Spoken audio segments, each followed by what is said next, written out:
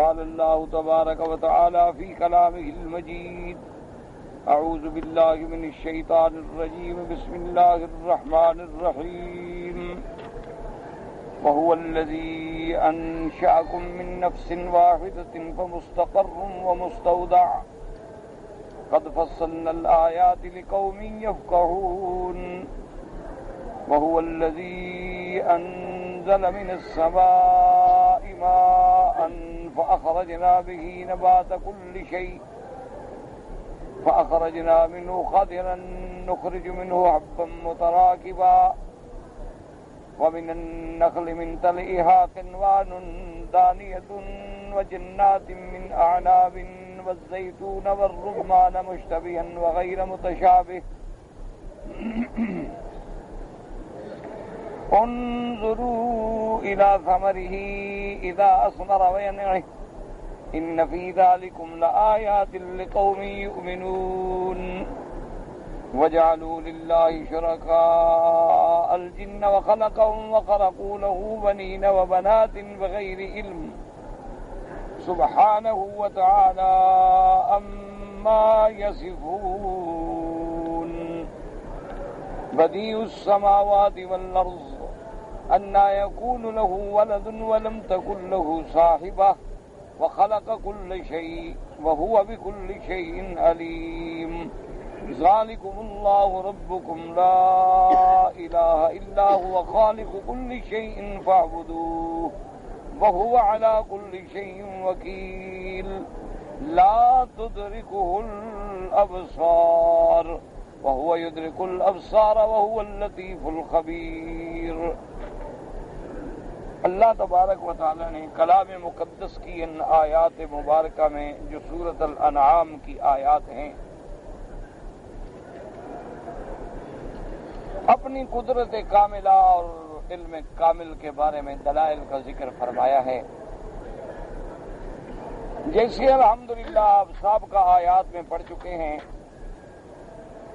کہ اللہ تبارک و تعالی نے ان لوگوں کی جنہوں نے توحید کا انکار کیا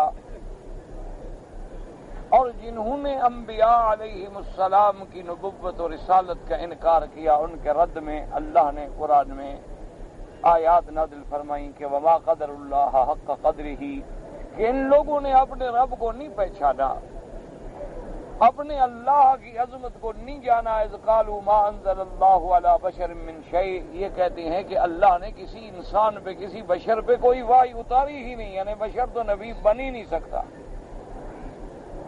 تو اگر یہ اللہ کی شان کو پہچانتے تو اللہ نے جن کو رسول بنایا تھا یہ انکار نہ کر. پھر اللہ نے ان کا رد فرمایا کہ دیکھو مشرکین مکہ تو چلو ان کے پاس کتاب نہیں، لیکن یہود کے پاس تو کتاب موجود ہے. یہود تو تورات پر ایمان رکھتے ہیں اور عیسائی جو ہیں وہ انجیل پہ ایمان رکھتے ہیں. اللہ نے فرمایا ظالموں پھر یہ بتاؤ کہ تورات کس نے اتاری ہے؟ موسیٰ علیہ السلام بھی تو انسان تھے، بشر تھے. ان پر اللہ نے اگر تورات اتاری ہے تو محمد الرسول اللہ صلی اللہ علیہ وسلم پر بھی اللہ نے قرآن اتارا. اس کے بعد اللہ نے ان لوگوں کی مذمت بیان کی جنہوں نے اللہ کی تورات کو بدل ڈالا. اللہ نے فرمایا کہ یہ ظالم لوگ ایسے ہیں کہ تجعلونہ قراطیسا، انہوں نے تورات کو بھی فرق کر کے رکھا ہوا ہے اور جو چاہتے ہیں مسئلہ ظاہر کر دیتے ہیں اور جو چاہتے ہیں چھپا دیتے ہیں. حالانکہ یہ جانتے کہ اللہ کے قرآن میں، اللہ کی تورات میں یہ مسائل موجود ہیں. اللہ تبارک و تعالی نے ان کی تردید فرمائی کہ یہ کتنا بڑا گھناؤنا جرم ہے کہ اللہ کی کتاب کے احکام کو بدل دیا جائے. اور ان آیات کے بعد اللہ تبارک و تعالی نے ارشاد فرمایا تھا کہ میرے محبوب ہم نے جو آپ پر کتاب اتاری ہے ھذا کتاب انزلناہ مبارک، یہ کتاب بڑی برکت والی اور مصدق الذی بین یدیہ، جو ان سے پہلے کتابیں اتری ہیں قرآن تو سب کی تصدیق کرنے والا ہے. اور ہم نے یہ قرآن اس لیے اتارا ہے کہ تاکہ آپ مکہ اور ساری کائنات کے ڈرانے والے بن جائیں اور ان لوگوں کو اللہ تبارک و تعالیٰ کی توحید پہنچائیں اور انذار کا کام فرمائیں۔ ان آیات کے بعد پھر اللہ تبارک و تعالیٰ نے فرمایا تھا کہ اس سے بڑا ظالم، اس سے بڑا مجرم کون ہوگا جو اپنے اللہ پہ جھوٹ بولے۔ اللہ نے فرمایا کہ ظالموں غور کرو، اس سے بڑا ظالم کون ہو سکتا ہے جو اللہ پہ جھوٹ بولے اور کہے مجھ پہ وحی آئی ہے۔ اس میں دو باتیں ہو گئیں، ایک تو حضور کی رسالت کا اثبات ہو گیا کہ میرا مدنی پاک جو ہے وہ تو گناہوں سے پاک ہے، وہ تو صادق الامین ہے، اگر اللہ اس پہ وحی نہ کرتے تو وہ کیسے کہہ سکتے ہیں کہ مجھ پہ قرآن اترا ہے۔ آخر اسی نبی پاک نے 40 سال سرزمین مکہ میں گزارے، 40 سال تک تو اللہ کے نبی نے کبھی یہ دعویٰ نہیں فرمایا کہ جبریل آیا ہے، وحی آئی ہے، قرآن آیا ہے۔ جب نہیں آیا تو نہیں فرمایا، اور جب اللہ نے نازل فرمایا تو اللہ کے نبی نے اعلان کر دیا۔ اور اسی طرح ان لوگوں کی بھی تردید ہے کہ جو حضور کے بعد خاتم الانبیاء والمرسلین کے آنے کے بعد جھوٹا نبوت کا دعویٰ کریں، جیسے بڑے بڑے جھوٹے متنبی پیدا ہوئے۔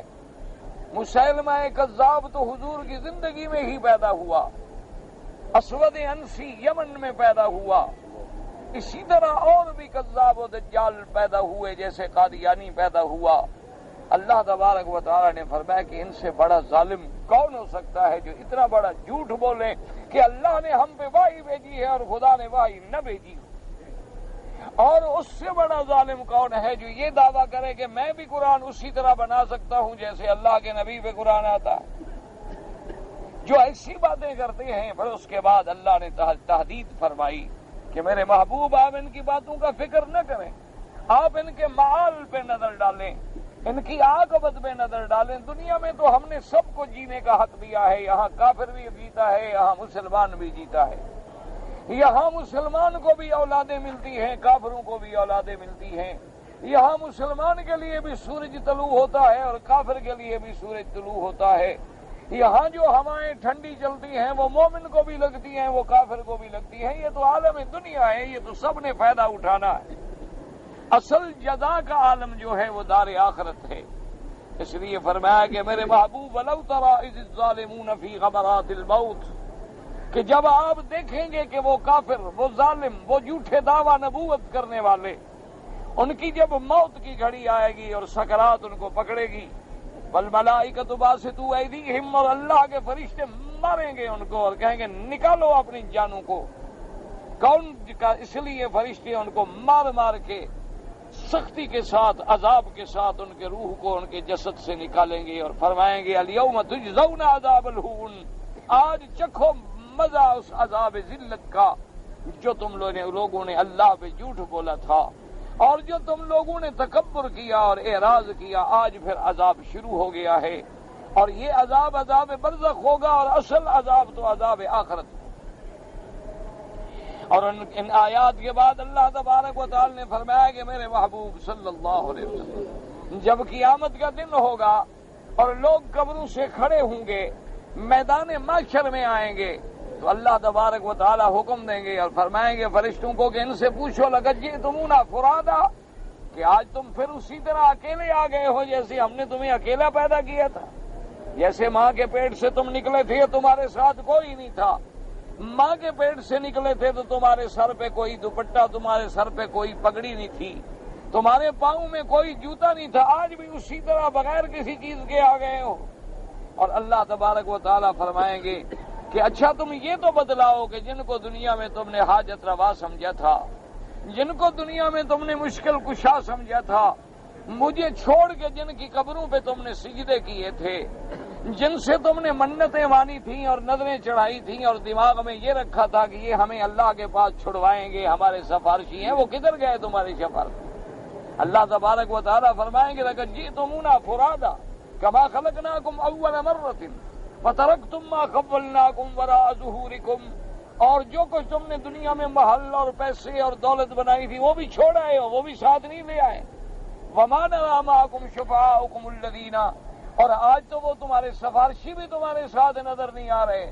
کیا مطلب ہے؟ سفارشی گم ہو گئے، تم ان سے گم ہو گئے، یا آج تمہارے اور ان کے درمیان میں تمام رشتے اور صلات جو تھے وہ ٹوٹ گئے، نتیجہ یہ نکلے گا کہ کافر کیا جواب دے سکتا ہے؟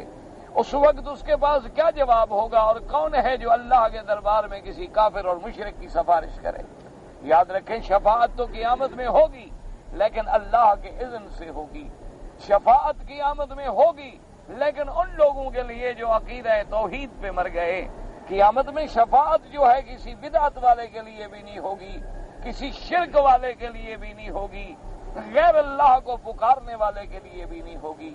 یہ ہمیشہ یاد رکھیں کہ شفاعت برحق ہے لیکن شفاعت اللہ کے اذن کے ساتھ ہوگی، کیونکہ اللہ نے قرآن میں فیصلہ فرما دیا ہے اور ہر مسلمان تقریباً روزانہ آیت الکرسی تلاوت کرتا ہے، جس میں اللہ نے صاف کہہ دیا من ذا الذی یشفع عندہ الا باذنہ، کون ہے جو اللہ کی دربار میں اللہ کی اجازت کے بغیر سفارش کر سکے؟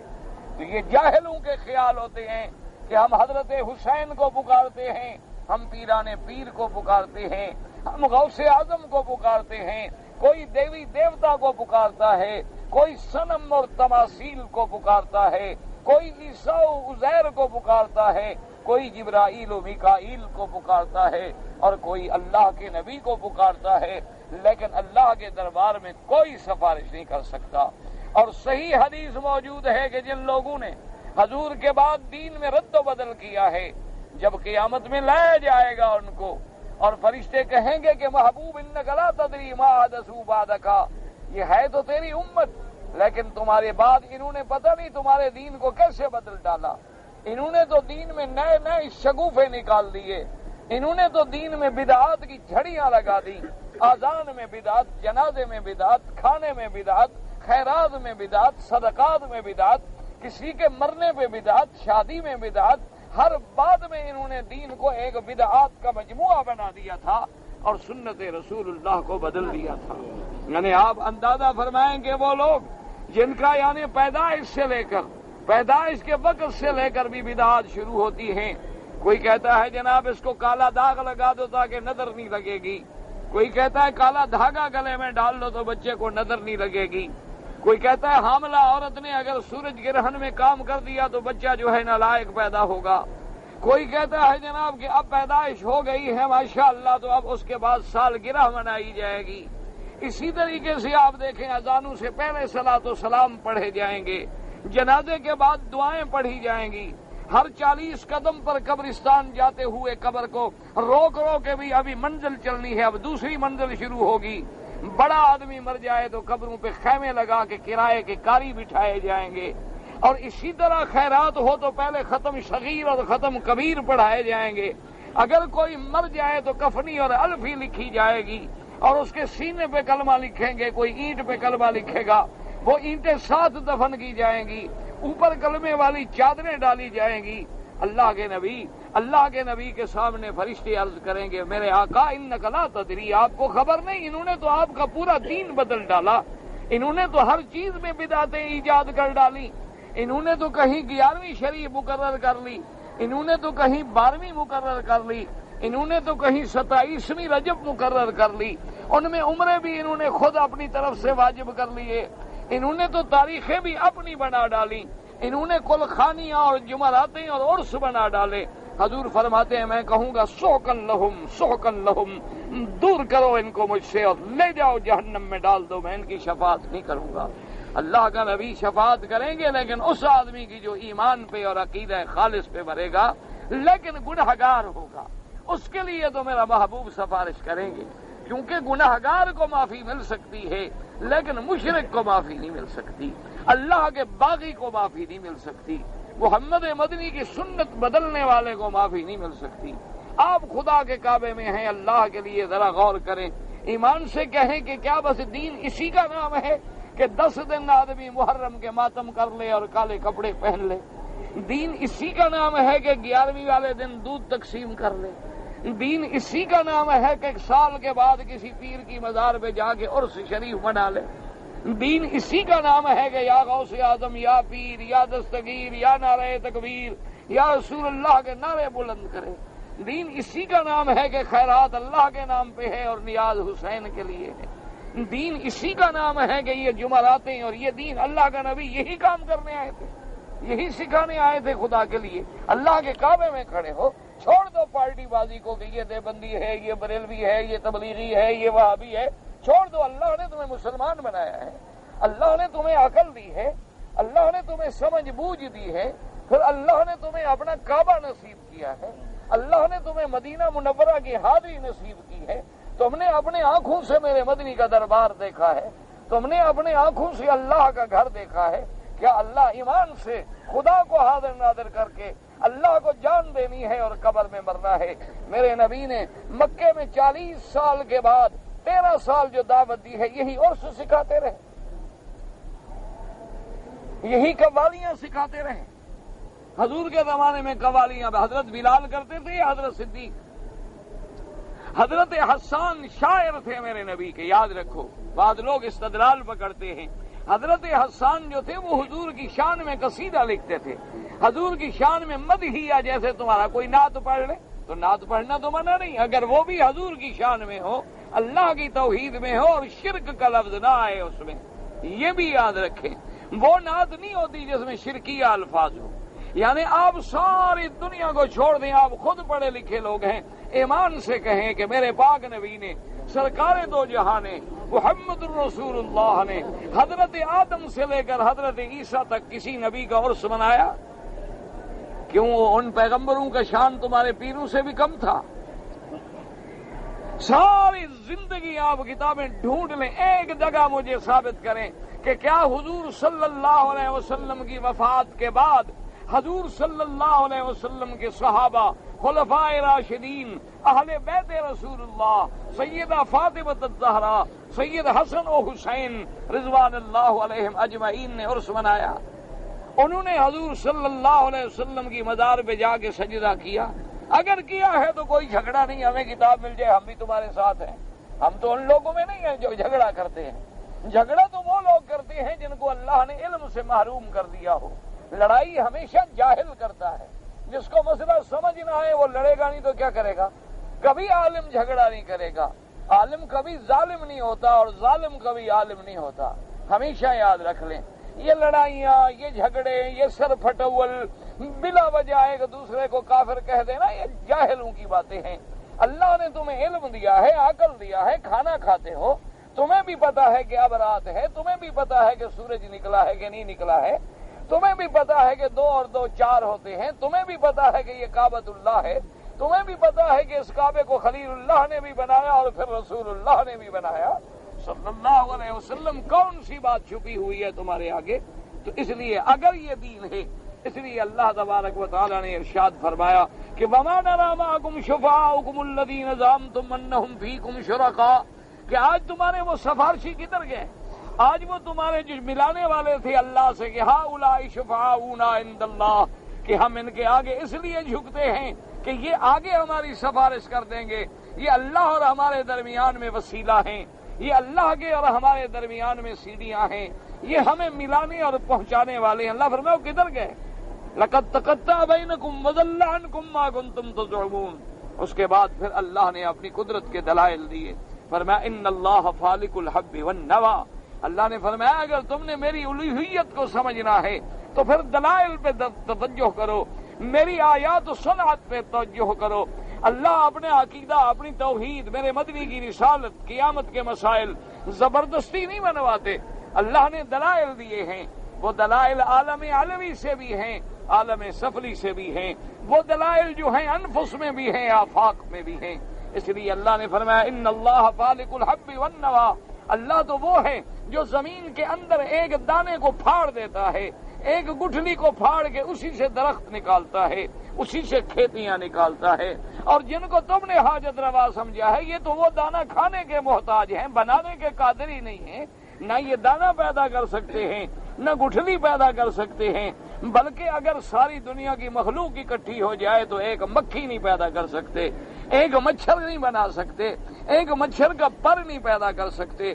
اور اللہ نے فرمایا کہ میرے محبوبہ میں ان کو بتلائیں کہ جن لوگوں کے آگے تم سجدے کر رہے ہو, ان کو اگر عطر لگا دو اور ان پہ مکھی بیٹھ جائے تو یہ اڑا بھی نہیں سکتے. تو جب یہ مکھی اڑانے کی طاقت نہیں رکھتے تو تمہاری مشکلیں کیسے حل کر دیں گے؟ تمہارے مشکل کشا کیسے بن جائیں گے؟ تمہارے لیے حاجت روا کیسے بن جائیں گے؟ اس لیے اللہ نے فرمایا ان اللہ فالق الحب والنوى، اور فرمایا یخرج الحی من المیت ومخرج المیت من الحی، خدا تو وہ ہے جو زندہ سے مردہ کو نکالتا ہے اور مردہ سے زندہ کو نکالتا ہے۔ کیا مانا؟ مرغی سے انڈا پیدا کر دیتا ہے اور انڈے سے مرغی پیدا کر دیتا ہے۔ بعض علماء نے فرمایا کہ مومن مثال ہے زندہ کی اور کافر مثال ہے مردہ کی، یعنی اللہ کی تو وہ شان ہے کہ باپ جو ہے وہ نبی ہو اور بیٹا کافر ہو۔ اللہ کی تو یہ شان ہے کہ حضرت نوح اور لوط علیہ السلام اللہ کے نبی ہیں اور بیویاں کافر ہیں، اور فرعون ہے اور بیوی مسلمان ہیں۔ جو چاہے تو مردہ سے زندہ پیدا کر دے، وہ چاہے تو زندہ سے مردہ پیدا کر دے۔ اس لیے اللہ نے فرمایا کہ وہ خدا ہے، ذالکم اللہ، پھر اس کو چھوڑ کے کہاں بھاگے جا رہے ہو؟ اور فرمایا خدا کی شان تو وہ ہے فالق الصباح، کہ جو رات کی اندھیری چادر کو چیر کے اس سے صبح نکالتا ہے۔ اور خداوند قدوس تو وہ ہے جعل اللیل سکنا، کہ جس نے رات کو تمہارے آرام کے لیے بنایا ہے، کہ رات کی چادر تن جائے تو ہر جانور بھی آرام کرتا ہے اور انسان بھی آرام کرتا ہے۔ اگر تم اپنے آرام کا نظام خود بناتے تو اتنی مشکل ہو جاتا کہ نظام درہم برہم ہو جاتا۔ یعنی آج بھی اگر گھر میں تم لوگ فیصلہ کرو کہ جی یہ 12 گھنٹے ہیں، اس 12 گھنٹے میں 2 گھنٹے میں سوؤں گا، تم جاگو گے، تم سو گے، تم جاگو گے، تم سو گے، تم جاگو گے، دیکھو درہم برہم ہو جائے گا۔ اللہ نے رات بنا کے کتنا بڑا احسان کیا ہے کہ جب سورج ڈوبنے کا وقت آتا ہے تو پرندے بھی اپنے گھونسلوں میں واپس آتے ہیں اور جانور بھی اپنے باڑے میں واپس لوٹتا ہے، اور ہر بندہ، ہر چرند پرند چاہتا ہے کہ رات ہو گئی ذرا میں آرام کر لوں۔ فرمایا خدا تو وہ ہے جو رات بنانے والا ہے۔ فرمایا والشمس والقمر حسبانا، اور خدا تو وہ ہے کہ جس نے سورج اور چاند پیدا کیا ہے، کہ دیکھو کہ سورج کتنا بڑا ہے، کہ یہ زمین اللہ نے جو پیدا کی ہے، یوں سمجھ لو یعنی آج جدید علوم بھی اس نتیجے پہ پہنچے ہیں کہ یہ جو زمین پیدا ہوئی ہے، اس زمین جیسی 13 لاکھ زمینیں ہوں تو سورج میں آ جائیں گی۔ اب اسی سے اندازہ کریں کہ وہ سورج کتنا بڑا ہوگا، اسی طرح اندازہ فرمائیں کہ چاند کتنا بڑا ہوگا، مشتری عطارد زہرہ کتنے بڑے ہوں گے۔ اور فرمایا کہ پھر دیکھو میں نے کیسا ان کو نظام میں باندھا ہے کہ مجال ہے 1 منٹ کی غلطی کریں، کیوں اگر ان میں 1 منٹ کی آگے پیچھے ہوتا تو کوئی تمہیں کیسے بتاتا کہ سورج گرہن کب ہوگا؟ لیکن جن کو حساب اور ان کی رفتار کا پتہ ہے، ان نے بتایا کہ فلاں ملک میں اس وقت نظر آئے گا، فلاں ملک میں، کیوں پتہ ہے کہ اللہ کا نظام جو ہے وہ کبھی 1 سیکنڈ بھی ادھر ادھر نہیں ہو سکتا۔ فرمایا اس چیز کو پیدا کرنے والا میں ہوں اور یہ میری مخلوق ہے، میں چاہتا ہوں تو اس کو بے نور کر دیتا ہوں۔ تم کہتے ہو چاند آگے آ جاتا ہے، کبھی کہتے ہو زمین آگے آ جاتی ہے، لیکن یہ تو بتاؤ کہ اس زمین، چاند اور سورج کو بنانے والا کون ہے؟ ان کو آگے لانے والا کون ہے؟ ان کو اپنے مدار میں چلانے والا کون ہے؟ اللہ نے فرمایا یہ سب کچھ میں نے تیرے لیے بنایا ہے تاکہ تجھے حساب کتاب معلوم ہو سکے، تمہیں پتہ چل سکے کہ حج کب ہے، رمضان کب ہے، سال کب ختم ہوا، زکوٰۃ کب دینا ہے، کاروبار کیسے چلنا ہے۔ والشمس والقمر حسبانا ذالک تقدیر العزیز العلیم۔ اور اس کے بعد فرمایا وَهُوَ الَّذِي جَعَلَ لَكُمُ النُّجُومَ لِتَهْتَدُوا بِهَا فِي ظُلُمَاتِ الْبَرِّ وَالْبَحْرِ، خدا تو وہ ہے جس نے تیرے لیے ستارے بنا دیے ہیں، اور ان ستاروں سے تم رات کی تاریکی میں، کبھی سمندروں میں، کبھی صحراؤں میں، کبھی ویرانوں میں تارے دیکھ کے اپنی منزل حاصل کرتے ہو تاکہ تم منزل پہ پہنچ جاؤ۔ اور ان تاروں کو میں نے زینت بنا دیا، ان تاروں کو میں نے تیرے لیے ہدایت کا ذریعہ بنا دیا، اور ان تاروں کو میں نے تیرے لیے روشنی کا ذریعہ بنا دیا۔ اسی لیے دیکھیں کہ علماء نے کتنی پیاری بات لکھی ہے، انہوں نے کہا کہ یہ ستارے جو ہیں آسمان پہ یہ بھی ہدایت کا ذریعہ ہیں، اور زمین کے ستارے کون ہیں؟ اصحاب رسول اللہ، میرے محمد مدنی کے صحابہ ہیں۔ جیسے وہ ستارے ہدایت کا ذریعہ ہیں، محمد کے یار بھی ہدایت کا ذریعہ ہے۔ جیسے وہ آسمانوں کی رونق ہیں، اصحاب زمین کی رونق ہیں۔ جیسے وہ آسمانوں کی عزت ہیں، یہ زمین کی عزت ہیں۔ اور جیسے اللہ نے ستاروں کے ذریعے، اللہ نے فرشتوں کی کلام کو محفوظ رکھا ہے کہ اگر کوئی جن سننے کی کوشش کرتا ہے تو ستارے شہاب ثاقب بن کے ٹوٹتے ہیں اور اس کو جلا دیتے ہیں۔ اللہ نے نبی کے یاروں کو قرآن کی حفاظت کا ذریعہ بنایا ہے کہ قیامت تک انہوں نے قرآن کو محفوظ کر کے امت کے لیے پہنچا دیا ہے۔ جہاں جہاں بھی میرے مدنی کے دین پہ حملہ ہوا صحابہ نے جانیں قربان کر دی. اس لیے علماء نے فرمایا وہ آسمان کے تارے ہیں، یہ زمین کے ستارے ہیں. اللہ نے فرمایا هو الذی جعل لکم النجوم لتہتدوا بها فی ظلمات البر والبحر قد فصلنا الآیات. اللہ نے فرمایا میں نے تو قرآن میں اپنی نشانیاں کھول کھول کے بیان کر دی ہیں، پھر بھی اگر تمہیں سمجھ نہ آئے تو اپنی سمجھ کا ماتم کرو، اپنی عقل کا ماتم کرو اور اپنی قسمت کا ماتم کرو.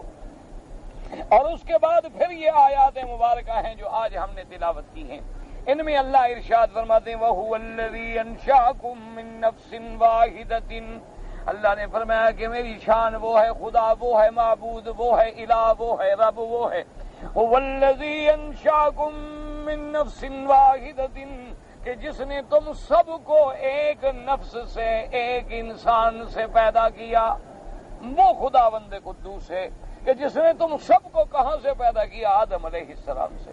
اور آدم علیہ السلام کو کس چیز سے پیدا کیا؟ خلقہ من تراب ثم قال له کن فیکون.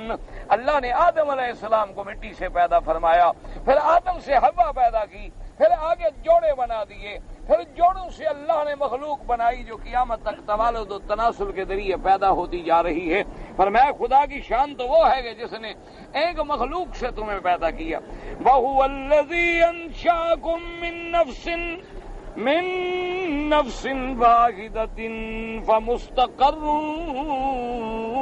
وَمُسْتَوْدَعٌ قَدْ فَصَّلْنَا الْآيَاتِ لِقَوْمٍ يَفْقَهُونَ. اللہ نے فرمایا کہ میں نے تمہیں پیدا کیا ایک نفس سے. فَمُسْتَقَرٌّ وَمُسْتَوْدَعٌ. مستقر مانا جائے قرار، اور مستودع ودیعت سے ہے جہاں کچھ عارضی چیز امانت رکھی جائے. اس لیے بعض علماء نے فرمایا کہ اللہ تبارک و تعالیٰ نے تمہیں اپنے باپ کے پشت میں رکھا اور پھر اس کے بعد ماں کی رحم میں رکھا ہے، یہ مستقر و مستودع ہے. اور بعض علماء نے فرمایا کہ نہیں، پیدا ہونے سے لے کر مرنے تک یہ جتنے مراحل ہیں یہ سب مستودع ہیں. کبھی اللہ نے تمہیں باپ کی صلب میں رکھا، کبھی اللہ نے تمہیں ماں کے پیٹ میں رکھا، کبھی اللہ نے تمہیں دنیا میں رکھا، پھر اللہ نے تمہیں عالم برزخ اور قبر میں رکھا. یہ سب مستودع ہیں. اصل مستقر جو ہے وہ دار آخرت ہے جہاں مستقل قرار ہوگا، پھر فنا نہیں ہوگی. اس لیے فرمایا قد فصلنا الآیات لقوم یفقہون. ہم نے کھول کے نشانیاں بیان کر دی ہیں کہ صرف اسی بات پہ غور کر لو کہ تمہیں پیدا کس نے کیا ہے. صرف اسی بات پہ غور کر لو، اسی ایک مسئلے پہ اگر غور کر لو تو میری الوہیت و وحدانیت سمجھ آ جائے گی. جن انسانوں کو تم حاجت روا، جن کو تم غوث، جن کو تم داتا پکارتے ہو، ذرا غور کرو ان کو پیدا کس نے کیا؟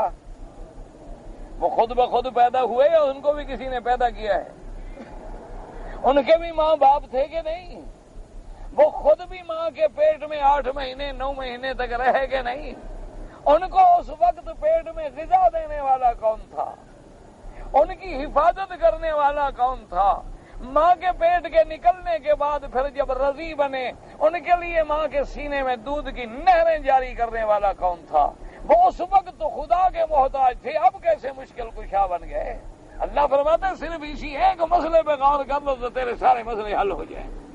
باقی یہ کہیں کہ اللہ نے ان کو اختیارات دے دیے ہیں. سمجھے؟ اب جھگڑا یہ ہے، لوگ کہتے ہیں کہ جی نہیں یہ ہیں پیر فقیر ہیں بزرگ ہی اللہ کی مخلوق ہیں بڑے اللہ کے، لیکن اللہ نے ان کو اپنے اختیارات دے کے خود مختار بنا دیا ہے. اللہ کا اختیار ذاتی ہوتا ہے لیکن ان کو اللہ نے عطائی طور پہ دے دیا کہ جی اب تمہارے حوالے ہے سب کچھ. اچھا تو اس کے لیے فیصلہ کریں کہ اللہ نے پھر مکے والوں کو دیا، مدینے والوں کو، کس کس کو دیا؟ یا ہر علاقے کے لیے الگ مختار پیدا کیا؟ ذرا ٹھنڈے دل سے غور کریں، سوچیں. بھی دنیا میں لاکھوں اولیاء اللہ گزرے ہیں اور ہمارا تو ایمان ہے کہ سب سے بڑے ولایت کے درجے پہ کون تھے؟ اصحاب رسول اللہ. ان سے بڑا تو کوئی ولی ہو ہی نہیں سکتا تھا. اور ان سب سے جو اونچی شان تھی وہ کون؟ انبیاء. اور تمام انبیاء سے بڑی شان کس کی ہے؟ محمد الرسول. کیا تو صلی اللہ، جب حضور کا نام آئے تو کہہ رہے ہیں صلی اللہ علیہ وسلم. اب تم کہتے ہو کہ ان کو اللہ نے مختار بنایا ہے، تو اب خود نبی سے پوچھ لیتے ہیں. حضور نے فرمایا قل لا املک لنفسی ضرا ولا نفعا الا ما شاء اللہ. حضور نے فرمایا سن لو، میں اپنے نفس کے بھی نفع نقصان کا مالک نہیں ہوں مگر اللہ.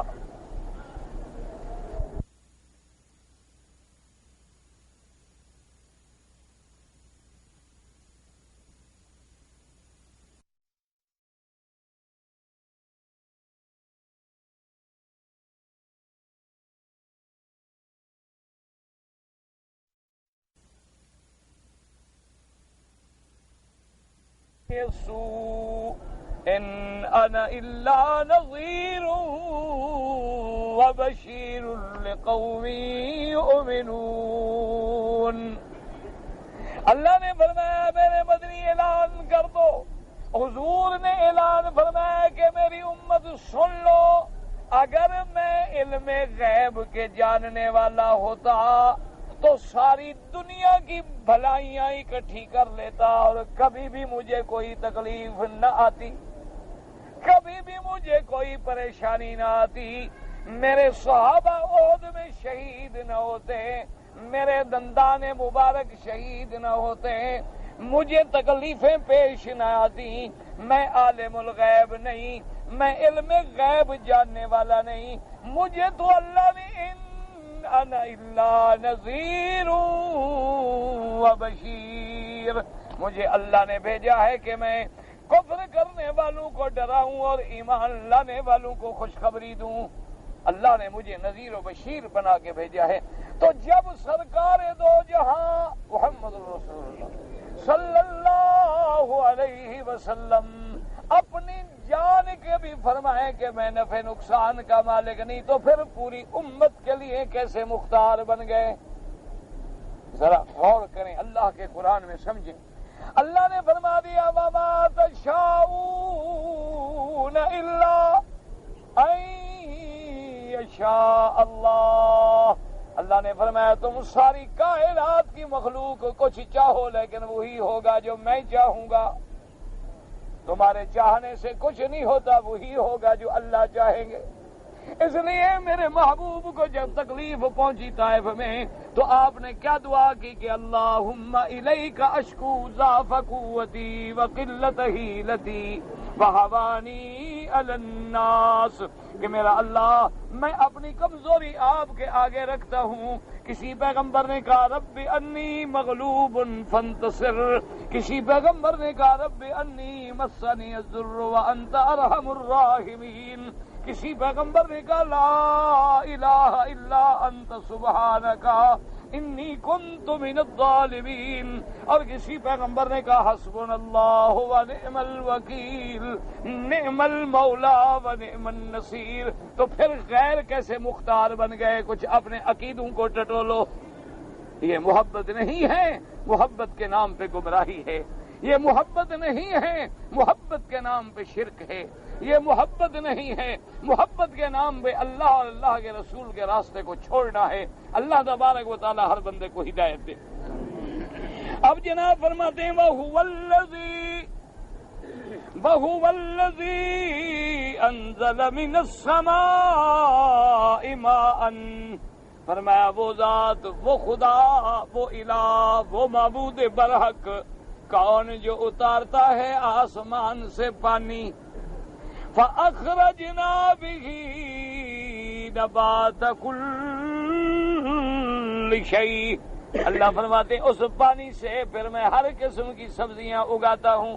اب دیکھو پانی ایک ہے، مٹی ایک ہے، لیکن سبزیاں مختلف ہیں.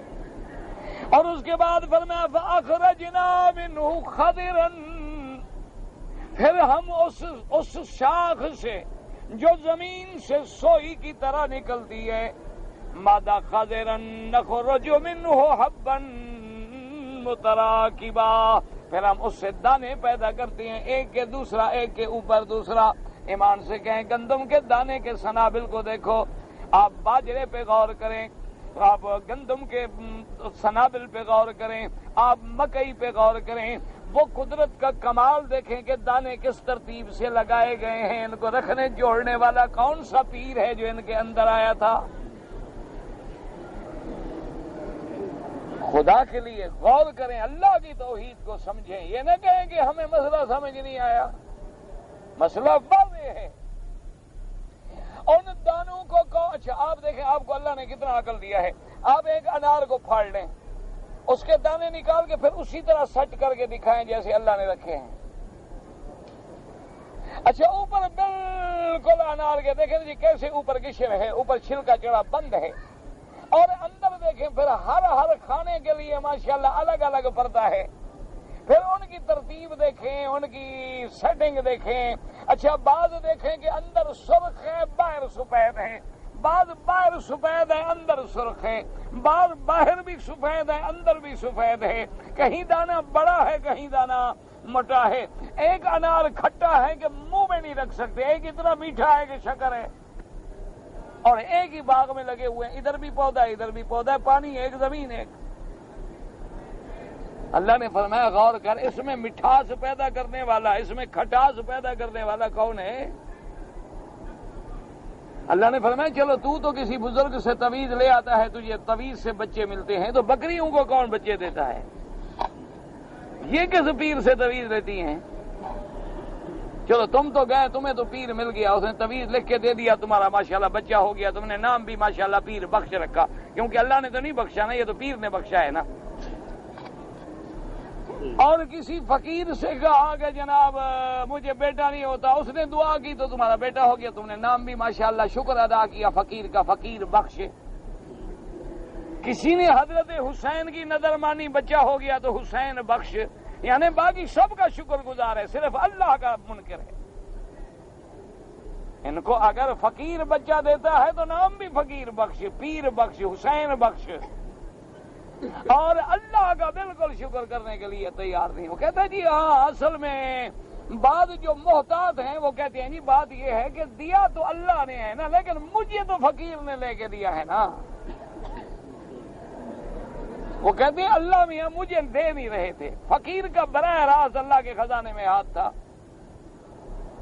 اچھا کچھ تو اور آگے بڑھ گئے، وہ کہتے ہیں کہ پیرانے پیر کے پاس ایک آدمی آیا کہ میری اولاد نہیں ہوتی، تو انہوں نے غور کیا، اس نے کہا کہ بھائی انہوں نے کہا کہ میں نے مراقبہ کیا ہے، میں نے دیکھا ہے لوح محفوظ پر تیری اولاد لکھی ہوئی نہیں، تمہارے مقدر میں تقدیر میں اللہ نے اولاد لکھی نہیں۔ اس نے کہا حضرت اللہ نے تو نہیں لکھی، میں تو آپ کے پاس آیا ہوں نا۔ ایمان سے کہو خدا کے کبھی ہنسنے کی بات نہیں، یہ شرک تو ابو جہل کو بھی نہیں آتا تھا۔ میں خدا کا قرآن میرے سامنے رکھا، اللہ کا کعبہ میرے سامنے، یہ شرک جو ہماری لوگ کر رہے ہیں نا، یہ تو ابو جہل کو بھی نہیں آتا تھا۔ ابو جہل بڑا ملعون تھا، بڑا لعنتی تھا، لیکن وہ بھی کہتا تھا کہ ہر چیز کا خالق اللہ ہے۔ وہ بھی کہتا تھا محمد سچا ہے، پر ضد ہے ہم نہیں مانتے۔ وہ بھی کہتا تھا جب اس سے کوئی دوست پوچھتا تھا نا حضور کے بارے میں کہ نبی پاک کے بارے میں کیا خبر، کہا صادق، سچے، اللہ کا نبی ہے۔ انہوں نے کہا بدبخت کلمہ کیوں نہیں پڑھتے؟ انہوں نے کہا ہمارا مقابلہ ہے بنو ہاشم سے، ہم مقابلہ ہے، ضد ہے، ہم نہیں پڑھتے، ورنہ ہے سچا۔ یعنی یہ شرک تو ابو جہل کو بھی نہیں آیا کہ مرید کے پیر سے کہتا ہے کہ جناب اللہ کی تقدیر میں نہیں ہے، کوئی نہیں، میں تو آپ کے پاس آیا ہوں۔ جب مرید نے بہت تنگ کر دیا تو انہوں نے کہا کہ اچھا خدا نے تو نہیں لکھا، میں لکھتا ہوں، جاؤ تمہیں بیٹا ہوگا۔ نہ ایمان سے کہو اب یہ خدا سے پیر تکڑا ہو گیا، کمزور ہو گیا؟ یعنی جو بچہ خدا نہ دے سکے اور پیر لکھ دے تو خدا تو فیل ہو گیا نا۔ تو جو فیل ہو جائے وہ بھی خدا ہوتا ہے، جو کمزور ہو جائے وہ بھی خدا ہوتا ہے۔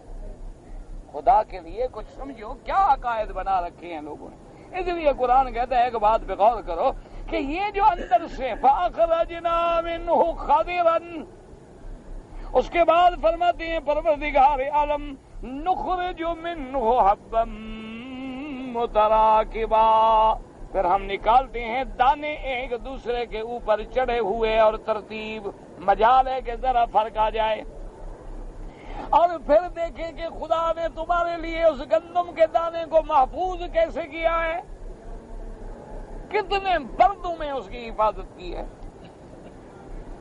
اچھا، اور اللہ کی شان دیکھو، تم سیمنٹڈ سٹور بنا لو، اس میں گندم رکھو، سال بعد 2 سال بعد 3 سال بعد خراب ہو جائے گی، لیکن جو اللہ نے اس کا سٹا پیدا کیا ہے اسی میں رہنے دو، اگر اسی بوسے میں رہنے دو 10 سال تک بھی خراب نہیں ہوگی، کیونکہ جو اللہ نے سیل لگائی ہے اس کو کون توڑ سکتا ہے۔ اس لیے فرماتے ہیں کہ اچھا بندے اس پہ غور کر، وَمِنَ النَّخْلِ مِن طَلْعِهَا قِنْوَانٌ دَانِيَةٌ، فرمایا کہ کھجور کا درخت جو تو نے گٹھلی ڈالی تھی زمین سے، اس سے میں نے کھجور کا درخت پیدا کیا۔ ایمان سے کہو گٹھلی دیکھو کتنی ہوتی ہے اور درخت کتنا بڑا نکلتا ہے، اور پھر اس کے گابے نکالے، پھر اس سے خوشے لگے، خوشے جو ہیں کھجوریں لگی اور بوجھ سے جھکے ہوئے ہیں، قنوان دانیتن، وہ خوشے بوجھل جو ہیں دانیتن قریب ہیں، جھکے ہوئے ہیں، اور تیرے لیے رنگ برنگی میں نے کھجوریں لگا دی ہیں، کہیں لال ہیں، کہیں پیلی ہیں، کہیں سفید ہے، کہیں گول ہیں، کہیں لمبی ہیں، کہیں پکی ہیں، کہیں آدھی پکی آدھی کچی ہیں، کہ میرا بندہ جیسے چاہے میری نعمتوں سے فائدہ اٹھائے۔ اللہ فرماتا ہے پھر میری نعمتیں کھا کے سجدے تو قبروں پہ کرتا ہے۔ فرمایا وَجَنَّاتٍ مِّنْ أَعْنَابٍ، اور دیکھو میں نے تیرے لیے انگوروں کے باغ پیدا کیے، اور اس کے بعد فرمایا وَالزَّيْتُونَ وَالرُّمَّانَ، میں نے زیتون پیدا کیا، انار پیدا کیے، بعض ایک دوسرے کے مشابہ ہیں، بعض ایک دوسرے کے مخالف ہیں، کچھ پھل ایسے ہیں جو ایک دوسرے سے ملتے ہیں، اور فرمایا پھر غور کرو بعض پھل ایسے ہیں جن کا چھلکا بھی تم ساتھ کھاتے ہو، اور بعض پھل ایسے ہیں جن کا چھلکا بھی تم نہیں کھاتے ہو۔ ایک آدمی ہے تو پتہ نہیں لطیفہ، اللہ جانے سچا ہے جھوٹا ہے، خدا بہتر جانتا ہے، لطیفے کچھ ایسے بھی تو ہوتے ہیں نا۔ کہتے ہیں کہ ایک آدمی جو ہے سویا ہوا تھا اور دیکھ رہا تھا، بیری کے درخت کے نیچے سو گیا، دیکھا کہ چھوٹے چھوٹے بیر لگے ہوئے ہیں، کوئی بیر ایسے لگے ہوئے تھے، ماشاءاللہ بیری کا درخت ہے، بیر لگے ہوئے ہیں، اور وہ جناب وہی سوچ رہا ہے، کہتے اللہ میں عجیب شان ہے، دیکھو ماشاءاللہ کدو اتنا بڑا ہے، وہ چھوٹی سی اتنی سی شاخ زمین پہ پڑا ہے، اور اسی طرح ہندوانہ ہے، ہب ہے، تربوز ہے، خربوز ہے، اتنا بڑا ہے، اور جناب چھوٹی سی بیل ہے اور زمین پہ پڑا ہوا ہے۔ یعنی جو اتنی بڑی چیز ہے وہ تو درختوں پہ ہوتی ہے، چھوٹی چیز اوپر لگی ہوئی ہے اور بڑی چیز نیچے لگی ہوئی ہے، اللہ میاں تیری قدرت بھی سمجھ نہیں آتی۔ تھوڑی دیر کے بعد ایک بیر وہاں سے نکلا تو یہاں لگا، حضرت یہاں لگا تو اٹھ کے بیٹھ گیا، اللہ میاں شکر ہے، بڑی چیز ہوتی تو پتہ نہیں میں بچتا بھی کہ نہ بچتا۔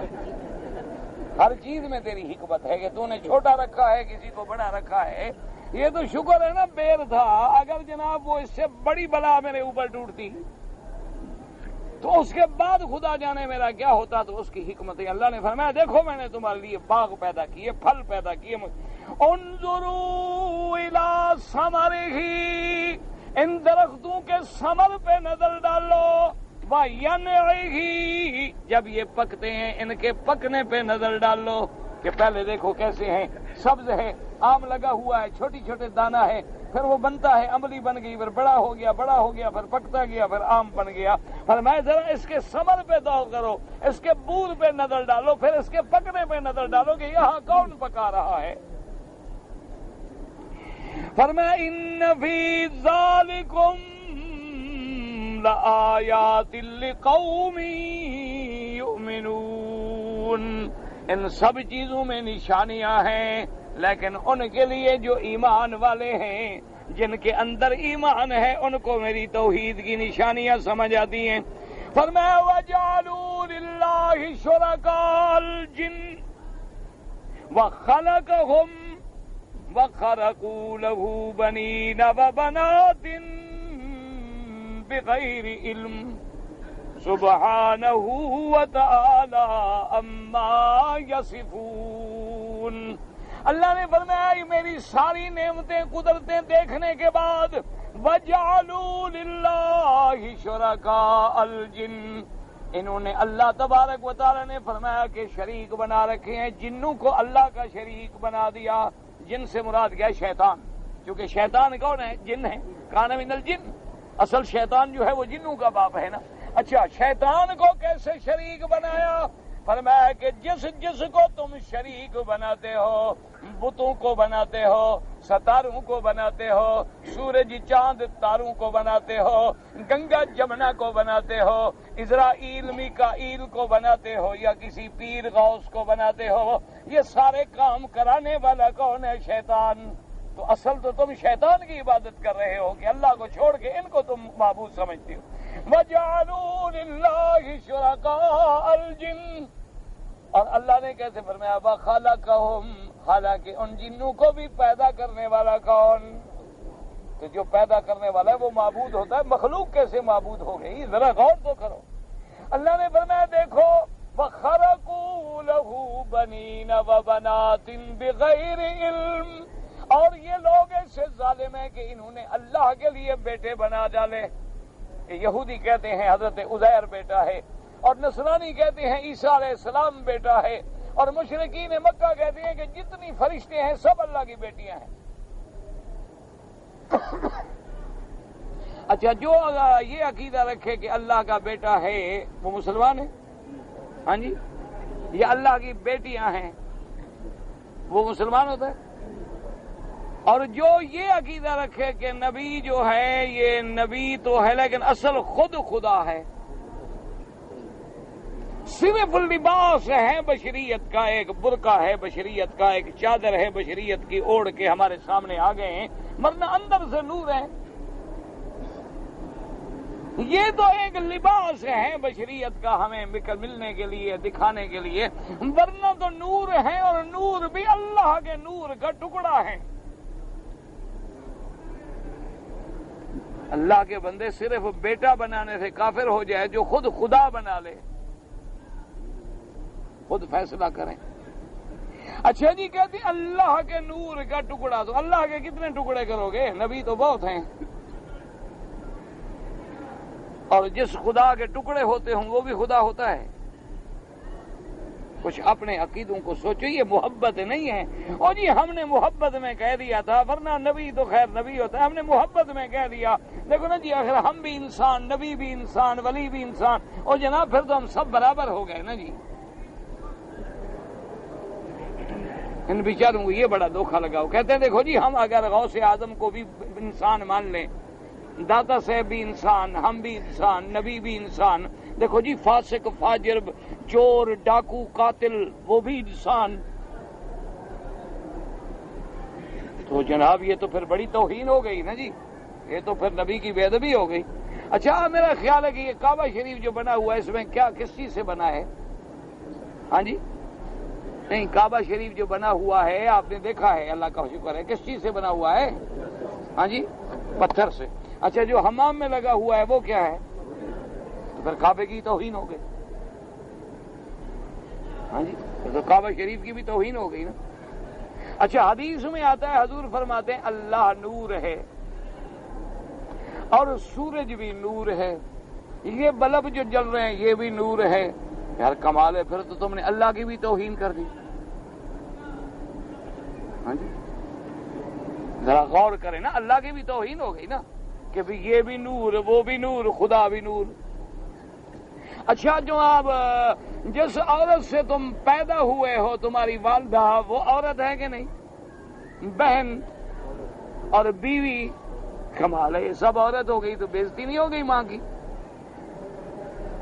کہ ماں بھی عورت، بیٹی بھی عورت، بہن بھی عورت، وہ بیوی بھی عورت۔ توبہ توبہ توبہ، تو ماں کی بے عزتی کر دی نا تم نے۔ خدا کے بندے غور کرو، کمال تو یہی ہے کہ ایک جنس ہو، ایک بشر ہے، ہاتھ کا اشارہ بھی کرے تو لوگ لڑنے مرنے پہ آ جائیں، اور وہ بھی بشر ہے، اشارہ کرے تو چاند ٹکڑے ہو جائے۔ کمال تو یہی ہے کہ جنس ایک ہے، لیکن اللہ نے اونچا اتنا کر دیا ہے۔ اسی لیے تو کمال ہے کہ ہو بشر اور پھر آسمانوں پہ جائے۔ اگر نور ہے اور فرشتہ تو روز آسمانوں پہ جاتا تھا، جبریل آتا بھی تھا، چڑھتا بھی تھا، اترتا بھی تھا، پھر کمال کیا ہو گیا؟ کمال تو تب ہے کہ محمد ابن عبداللہ ہو، آمنہ کا لال ہو، مکے میں پیدا ہو، مکے میں جوان ہو، غار حرا میں وحی اترے اور آسمانوں پہ جائے تو فرشتے ہاتھ باندھ کے انتظار میں کھڑے ہو۔ مقام تو تب ہے، مقام تو تب ہے کہ ہو بشر، ہو سید البشر، ہو خیر البشر، کہ جس کی وجہ سے ساری کائنات کے بشر کو عزت ملے۔ اگر اللہ کے نبی کو بشریت سے نکال دیں تو پھر بشر کے بعد بچے گا کیا؟ پھر تو شر ہی رہ جائے گا۔ اللہ کے انبیاء سے تو بشر کو شان ملی، اس لیے ہمیشہ سمجھا کریں یہ شان ہے کہ ایک پتھر ہے حمام میں لگا ہوا ہے، وہاں بیٹھ کے آدمی اپنی قضائے حاجت مٹا رہا ہے، ایک پتھر ہے سڑک پہ لگا ہوا ہے تیرے پاؤں میں آ رہا ہے، ایک پتھر کو میرے مدنی نے کندھے پہ رکھ کے اونچا کر کے کعبے پہ لگا دیا ہے، ایک کو ہاتھوں سے اٹھا کے حجر اسود بنا دیا ہے، وہ چوما جا رہا ہے۔ یہی تو شان ہے کہ جنس ایک ہے لیکن جس کو میرا اللہ اونچا کر دے۔ اس لیے اللہ نے فرمایا وَخَرَقُوا لَهُ بَنِينَ وَبَنَاتٍ بِغَيْرِ عِلْمٍ، انہوں نے اللہ کے لیے بیٹے اور بیٹیاں گھڑ ڈالی بغیر علم کے۔ سبحانہ وتعالی اما یصفون، پاک ہے اس کی ذات، بلند و بالا ہے اس کی ذات، یہ جو جھوٹی صفتیں بنا رہے ہیں۔ اللہ بیٹیوں سے بھی پاک ہے، وہ بیٹوں سے بھی پاک ہے، اس کی صفت ہے لم یلد ولم یولد، وہ واحد ہے، وہ احد ہے، وہ صمد ہے، لم یلد ولم یولد ہے۔ تو ان میں اللہ نے فرمایا غور کرو، الویات میں، سفلیات میں، فضاؤں میں، انفس میں، آفاق میں، پھر سوچو کہ خدا کون ہے۔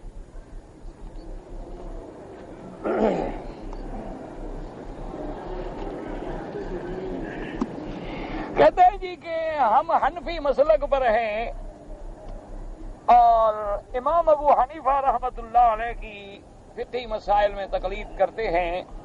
کچھ لوگ کہتے ہیں صلاۃ محمدی اور کچھ کہتے ہیں صلاۃ حنفی۔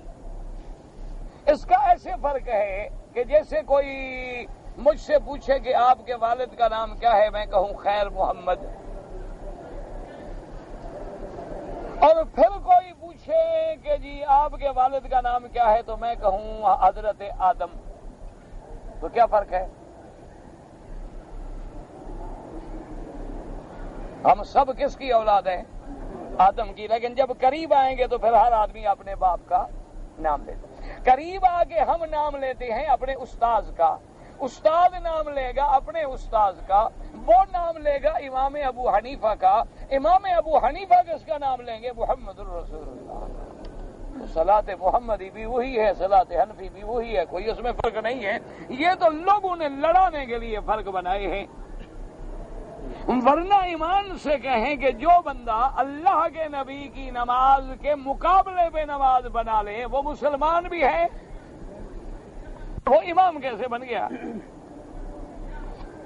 یہ صرف تمہیں ہمیں لڑانے کے لیے بات کی جاتی ہے، ورنہ ہر آدمی نسبت اپنے باپ کی طرف کرتا ہے، ہر آدمی نسبت قریب کی طرف کرتا ہے۔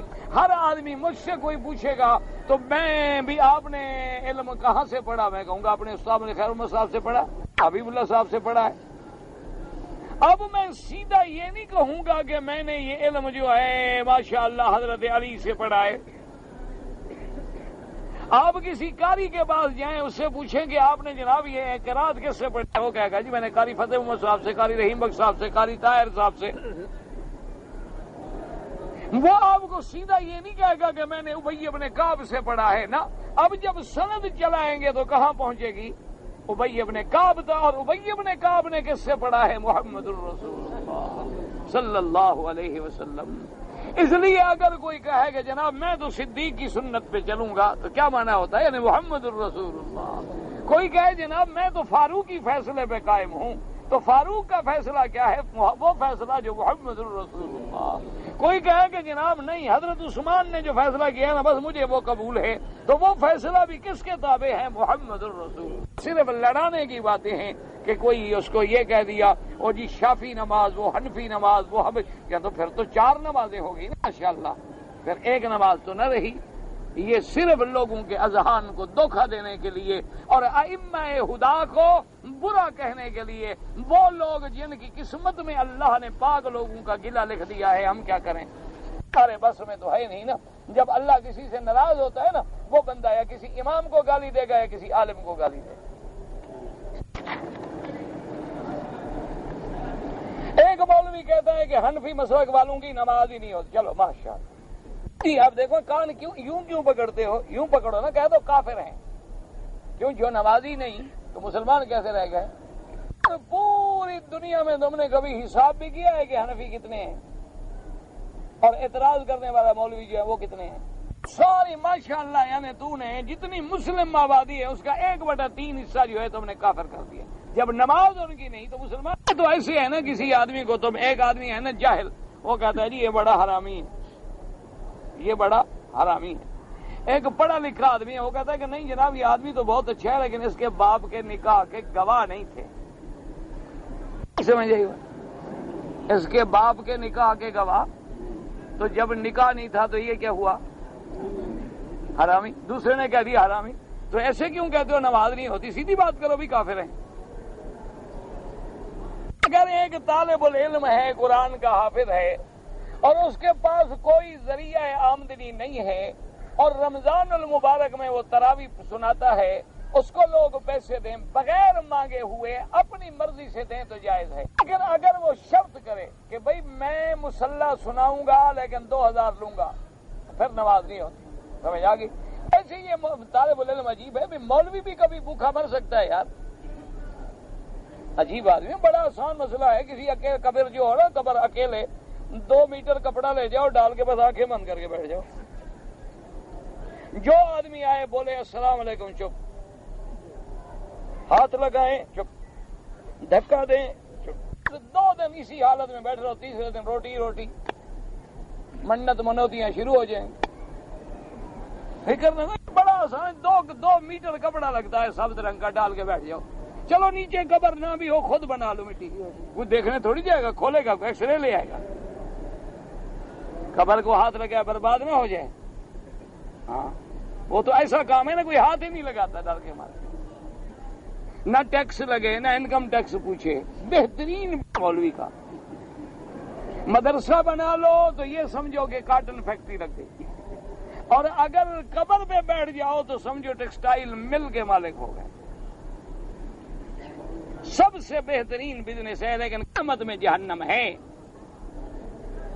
اگلا مسئلہ سمجھ لو، آنے سے پہلے فجر کی نماز، جمعہ کی نماز، پتہ نہیں مجھے اتنی پتہ کیا لکھا ہے۔ تو میں نے ایک گاڑی رکھی ہوئی ہے، سواری اٹھاتا ہوں، اس پر زکوٰۃ ہے، گاڑی پر تو زکوٰۃ نہیں ہے۔ تمہاری سال میں آمدنی کتنی بنتی ہے اس پر دیکھو، اگر وہ نصاب بنتا ہے تو زکوٰۃ ہے، ورنہ نہیں ہے۔ کا معنی ہوتا ہے کسی پر اعتماد کر کے بغیر دلیل پوچھے ہوئے اس کی بات مان لینا، اس کا نام ہے تقلید۔ قرآن پاک کو چومنا جو ہے کسی حدیث میں ثابت نہیں ہے۔ نماز کے بعد جو لوگ دعا کرتے ہیں کوئی حرج نہیں، بعد دعا منظور ہوتی ہے۔ کوئی سجدے میں دعا کرتے ہیں نفل کی حالت میں، وہ زیادہ بہتر ہے۔ اپنے والدین کو عمرے پہ بلوا کے حج کرانا چاہتا ہوں، ان کا حج کون سا ہوگا؟ ہمارے والدین کو بھی آنے دو، حج آنے دو، مسئلہ پوچھ لینا، آج کا تمہیں یاد رہے گا۔ بہرحال جو لوگ رمضان سے پہلے آ جائیں گے ان کا حج مفرد ہوگا، رمضان میں بھی آ جائیں گے اور رمضان کے بعد کوئی عمرہ نہیں کریں گے ان کا حج مفرد ہوگا۔ ان کے زمانے میں بھی چاند گران ہوتے تھے، بالکل حضور نے نماز پڑھی ہے۔ کعبہ شریف بن رہا تھا تو کعبے کے اندر سے ایک پتھر اٹھا کے لے آیا تھا۔ اب مجھے ڈر ہے، ڈر ہے، ڈر ہے، ڈر ہے، ڈر ہے، ڈر ہے، ڈر ہے، ڈر ہے، ڈر ہے، ڈر ہے، ڈر ہے، ڈر ہے، ڈر ہے، ڈر ہے،